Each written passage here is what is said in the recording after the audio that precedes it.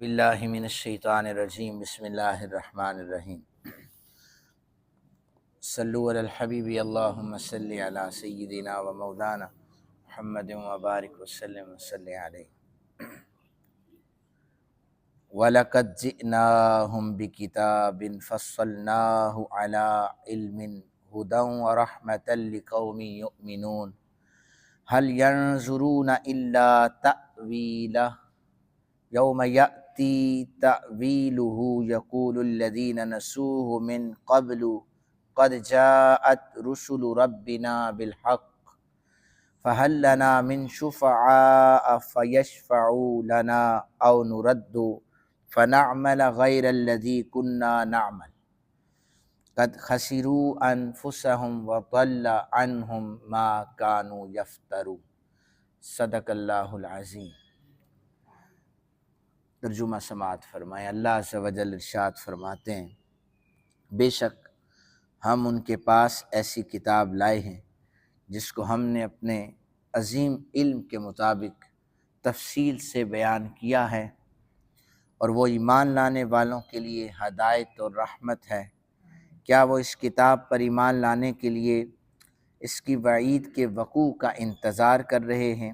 جس دن وہ وعید واقع ہوگی تو جو لوگ اس کو پہلے فراموش کر چکے تھے وہ کہیں گے، بے شک ہمارے رب کے رسول حق لے کر آئے تھے، تو کیا ہمارے کوئی سفارشی ہیں جو ہماری سفارش کریں، یا ہم کو دوبارہ دنیا میں لوٹا دیا جائے تو ہم ان کاموں کے برخلاف کام کریں جو پہلے کرتے تھے؟ بے شک انہوں نے اپنے آپ کو خسارے میں ڈال دیا، اور ان سے وہ بہتان گم ہو گئے جن کا وہ افترا کرتے تھے۔ یہ ان آیات کا ترجمہ ہے۔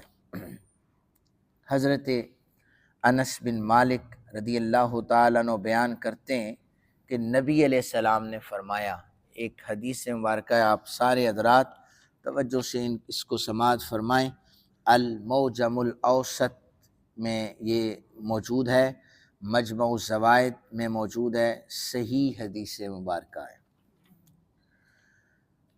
نبی علیہ السلام نے فرمایا کہ دو شخص جنگل میں سفر کر رہے تھے۔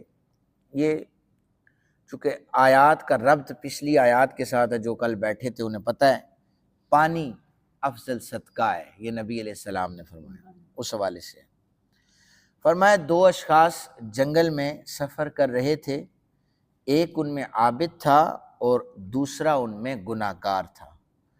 جو عابد تھا نا، عبادت گزار، اس کو سخت پیاس لگی اور وہ بے ہوش ہو گیا۔ اس کے ساتھی جو گناہ گار تھا، اس کے پاس پانی کا ایک ڈول تھا، دل میں کہنے لگا، بخدا اگر یہ نیک بندہ پیاسا مر گیا جبکہ میرے پاس پانی تو ہے، تو اگر یہ مر گیا تو پھر میرے خیال سے کوئی خیر مجھے حاصل نہیں ہوگی، لیکن اگر میں نے اسے پانی پلا دیا، سفر طویل ہے، میرے پاس پانی ختم ہو جائے گا اور میں مر جاؤں گا۔ اس نے اللہ پر توکل کیا، گناہ گار آدمی نے اللہ پر توکل کیا اور پانی پلانے کا عزم کر لیا۔ اس نے اس بے ہوش عابد کو پانی پلایا اور اپنے حصے کا وہ ہوش میں آ گیا اور دوبارہ تندرست ہو گیا۔ پھر دونوں جنگل میں سفر کرنے لگے۔ گناہ گار آدمی، اب ایسے ہوا کہ اس کے بعد وہ دونوں فوت ہو گئے۔ وہ بعد میں جیسے ٹائم پورا ہوا، وہ گناہ گار آدمی جب قیامت کے دن حساب کے لیے کھڑا کیا جائے گا تو اس کو دوزخ میں بھیجنے کا حکم دیا جائے گا۔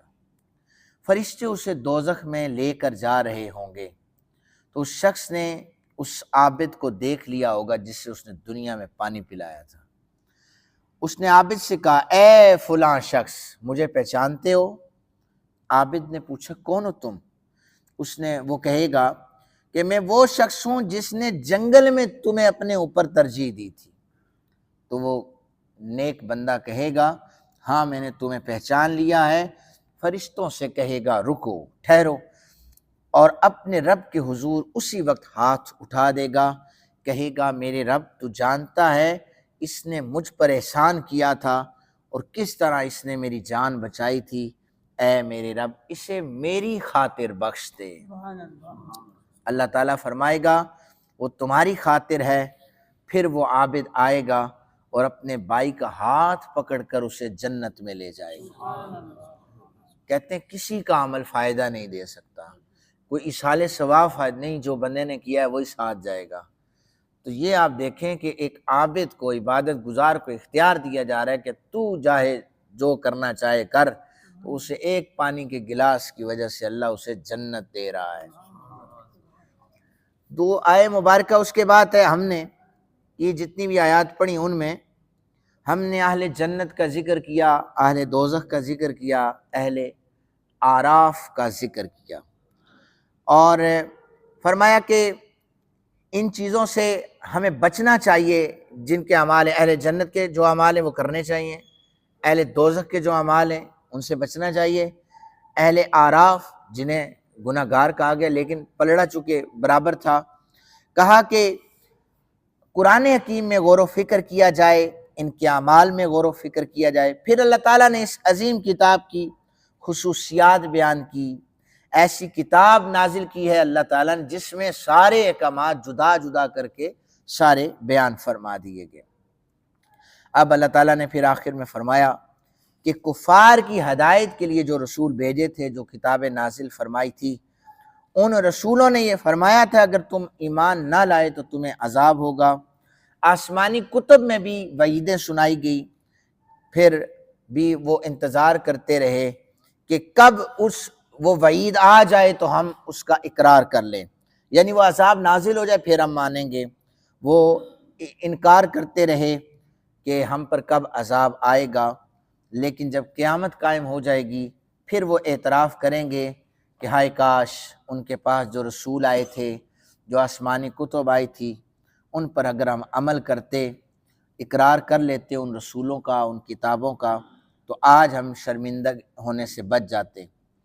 پھر وہ جو جن جھوٹے خداؤں کی پرستش دنیا میں کرتے رہے، اب قیامت میں وہ کسی کام انہیں نہ آ سکیں گے، اور جن باطل مذاہب کو ثابت کرنے کے لیے وہ دنیا میں سر دڑ کی بازی لگاتے تھے، ان کا جھوٹ اور باطل ہونا قیامت کے دن واضح ہو جائے گا۔ ان کی توبہ، ان کی شرمندگی انہیں کسی قسم کا ساتھ نہ دے گی، اور وہ اسی طرح پچھتاتے رہیں گے۔ اللہ تعالیٰ سے دعا کریں کہ اللہ تعالیٰ ہمیں بروز محشر کی شرمندگی سے بچنے کی توفیق عطا فرمائے۔ وما علینا الا البلاغ المبین۔